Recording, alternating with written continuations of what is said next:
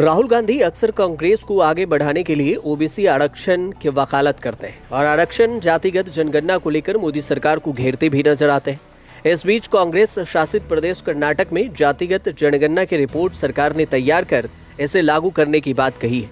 कर्नाटक में अन्य पिछड़ा वर्ग ओबीसी के लिए आरक्षण में बढ़ोतरी की सिफारिश की गई है। कर्नाटक की कांग्रेस सरकार ने जातिगत जनगणना आयोग की रिपोर्ट के आधार पर ओबीसी आरक्षण को मौजूदा 32% से बढ़ाकर 51% करने का प्रस्ताव रखा है। इस कदम से राज्य में कुल आरक्षण 85% तक पहुंच जाएगा, जो कि सुप्रीम कोर्ट के 50% के सीमा को पार करता है। कांग्रेस लगातार ओबीसी समुदाय के हक और हिस्सेदारी की बात करने के साथ ही देश भर में जातिगत जनगणना की मांग भी लगातार उठा रही है। लोकसभा चुनाव 2024 के दौरान नेता प्रतिपक्ष राहुल गांधी और कई अन्य विपक्षी राजनीतिक दलों ने मोदी सरकार पर जातिगत जनगणना कराने का दबाव बनाया था। राहुल गांधी भी अक्सर अपने भाषणों में इसका जिक्र करते रहते हैं। हमारी सरकार केंद्र में बनते ही आरक्षण के 50% वाली सीमा को खत्म कर देंगे। जब भी मौका मिलता है तो राहुल गांधी ऐसी बात करने से चूकते नहीं।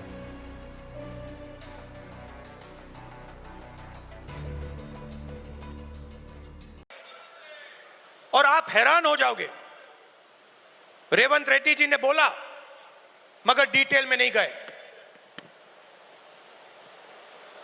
और मैं जानता हूं कि जो तेलंगाना की हालत है वो इस देश के हर प्रदेश की हालत है। तेलंगाना में 90% आबादी ओबीसी, अति पिछड़ा, दलित, अति दलित, माइनॉरिटी, आदिवासी।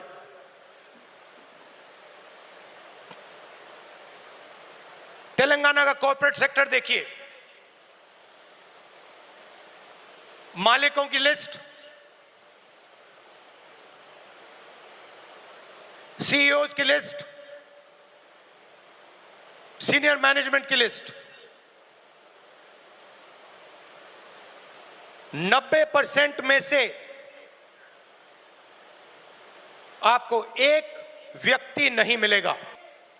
तेलंगाना ने एक क्रांतिकारी कदम उठाया है और पूरे देश को रास्ता दिखाया है। और मैं फिर से दोहरा के कह रहा हूं, इस स्टेज से आप सब के साथ कह रहा हूं कि 50% की जो दीवार है इसको हम पूरे देश में तोड़ के परे कर देंगे। कर्नाटक की कुल 5,58,00,000 की आबादी में ओबीसी जातियों की संख्या 4,16,00,000 बताई जाती है। जातिगत जनगणना रिपोर्ट के मुताबिक कर्नाटक में पिछड़ी जातियों की आबादी करीब 70% है। आयोग का तर्क है कि आबादी के अनुपात में आरक्षण बढ़ाना सरकारी लाभ और अफसरों के सम्मान वितरण के लिए जरूरी है। यह सिफारिश शिक्षा और सरकारी नौकरी के साथ साथ स्थानीय निकायों में भी लागू करने की योजना है। हालांकि इस प्रस्ताव ने कई सवाल भी खड़े किए हैं। एक्सपर्ट का ऐसा भी मानना है कि सुप्रीम कोर्ट ने पहले बिहार में इसी तरह के प्रयास को खारिज किया था। इसके बाद कर्नाटक का यह कदम भी कानूनी चुनौतियों का सामना कर सकता है। कुछ समुदायों जैसे कि लिंगायत और वोकालिगा ने इस सिफारिश पर नाराजगी जताई है। जातिगत जनगणना की रिपोर्ट पर 17 अप्रैल को मुख्यमंत्री सिद्धारमैया की अध्यक्षता में होने वाली मंत्रिमंडल की विशेष बैठक में चर्चा होनी है, लेकिन कई समुदायों ने इस पर अपनी आपत्तियां व्यक्त की है और कई अन्य ने इसका विरोध करते हुए और नए सिरे से ऐसी गणना करने की मांग भी उठाई है। हालांकि सरकार का दावा है कि यह कदम सामाजिक न्याय सुनिश्चित करने की दिशा में ऐतिहासिक है, लेकिन इस प्रस्ताव को लागू करने के लिए संवैधानिक संशोधन या 9वीं अनुसूची में शामिल करने की जरूरत पड़ सकती है, जैसा कि तमिलनाडु में हुआ था। यह कदम जहां ओबीसी समुदाय के लिए राहत की खबर है, वहीं इसकी कानून और सामाजिक स्वीकार्यता पर बहस भी तेज हो गई है। आने वाले दिनों में इस मुद्दे पर और भी गहमागहमी की उम्मीद देखी जा रही है। ब्यूरो रिपोर्ट, न्यूज़ तक।